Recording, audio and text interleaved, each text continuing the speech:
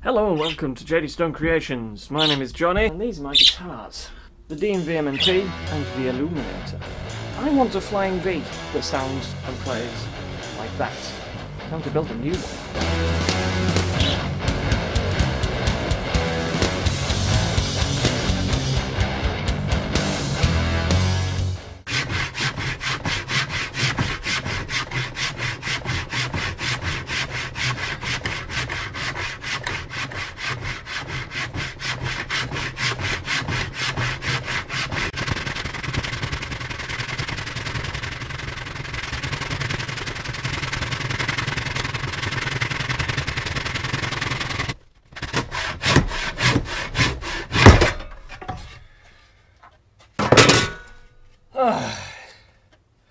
Oh, that one worked better than the other. Let's bring him in for a look. So, there we go, we've got two complete boards there. None of this is going to be any problem to remove. A bit more planing, and we've got two completed wings.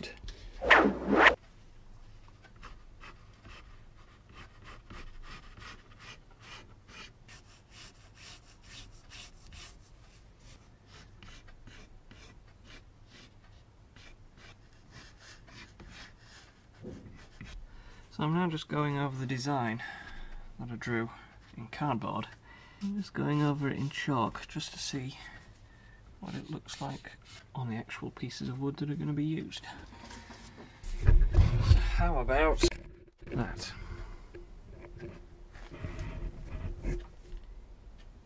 Now that I've actually got it to this stage, I can share the idea now.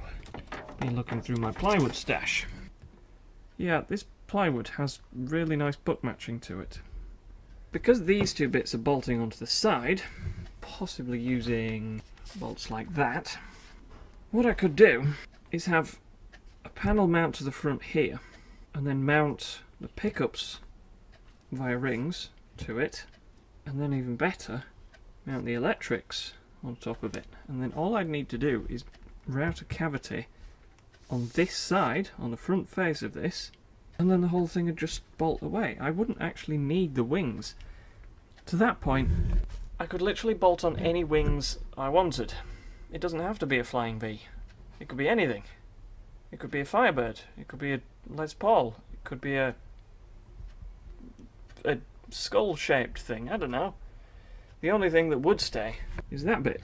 But that's okay because all of my other designs, like Sideblade over there, that's got a bit of a point on the bottom.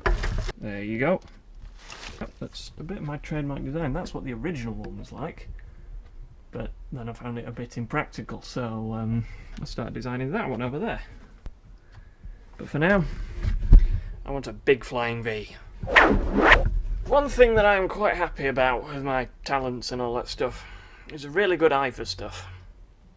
Now, usually when you just draw, for example, that template on cardboard, it's quite a difficult thing to visualise exactly where the curves and things are going to go. Now, with a flying V, this normally wouldn't be an issue, but mine's not quite a normal, well, it's a super V, as I'm calling it. So, yeah, what I've done is I've marked 3 different colours on the body now. The white marks are the actual outline of the guitar. The green marks are the first cuts, so the ones that I'm going to be doing on said bandsaw. The pink line, that is quite simply where I'm going to be shaping it to.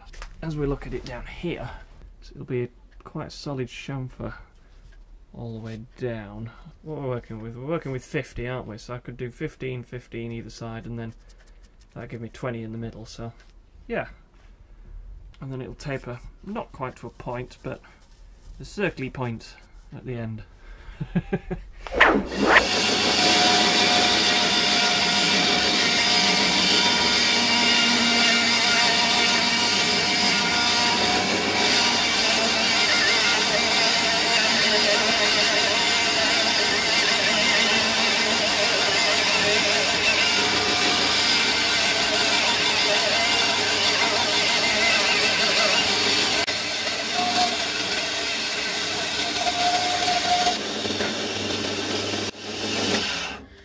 It's all wobbly. because the blade's been bent underneath it, trying to steer it. And that is why there is a really big gap between this and the actual bit that I want to cut. All the other bits to do now.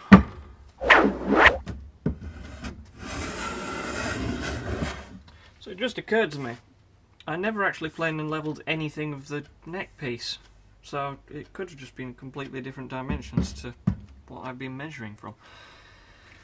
Got that piece cut.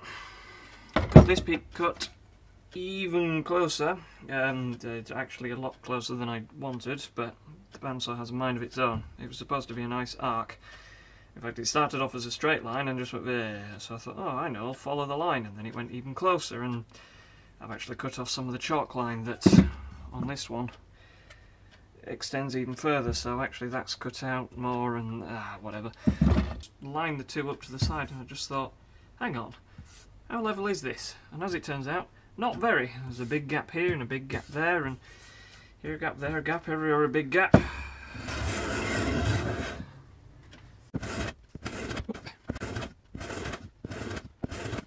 Mind you, it's only really important to do this at this bottom side, because that's the only point that's going to have the body mounted onto it like that.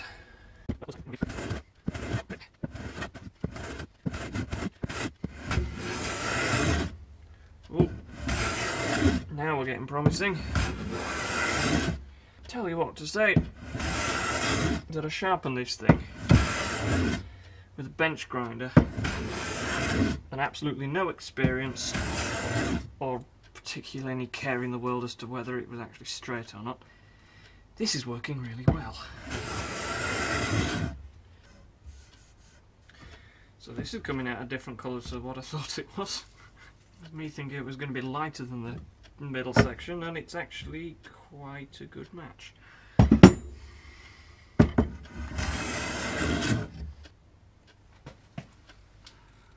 Oh, that's nice.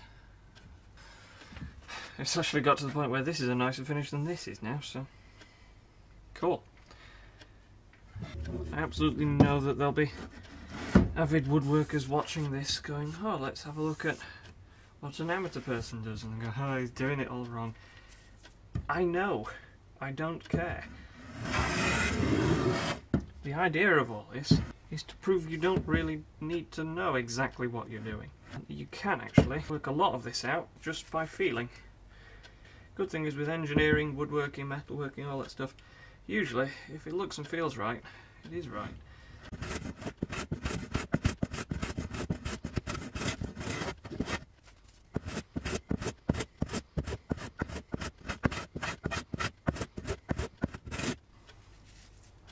I'd say for all intents and purposes we're pretty much there.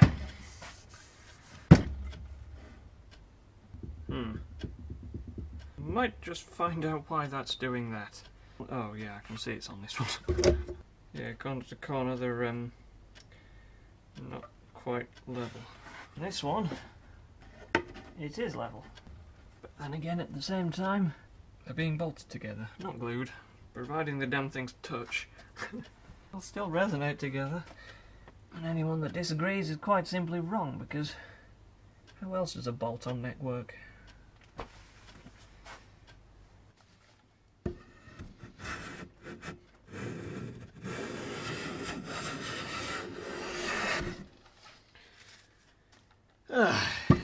I made some shavings.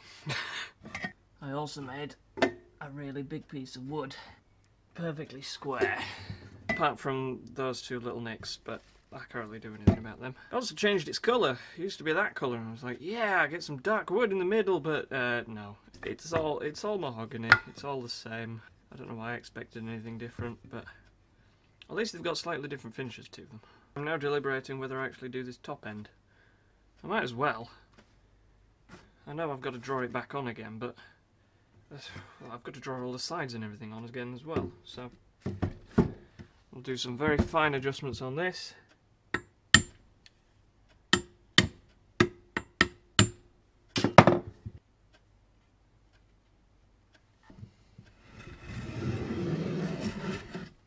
See, if it looks and feels right, it probably is.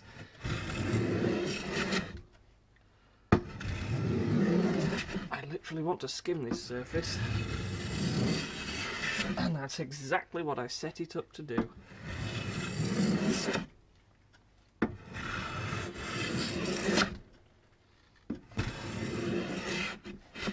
Also, I know it's going to take quite a bit off this top bit and off this first bit because I did notice that it can bend a bit in the middle, which means there's a very, very slight bow in this wood. A little bit of planing, yeah, it'll equal out anyway. Good.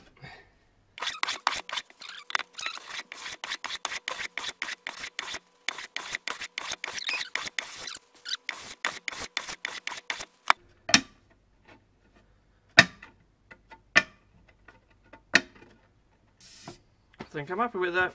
Let's just check that I've still got it square. Yep. Yep. Yep. Bloody lovely.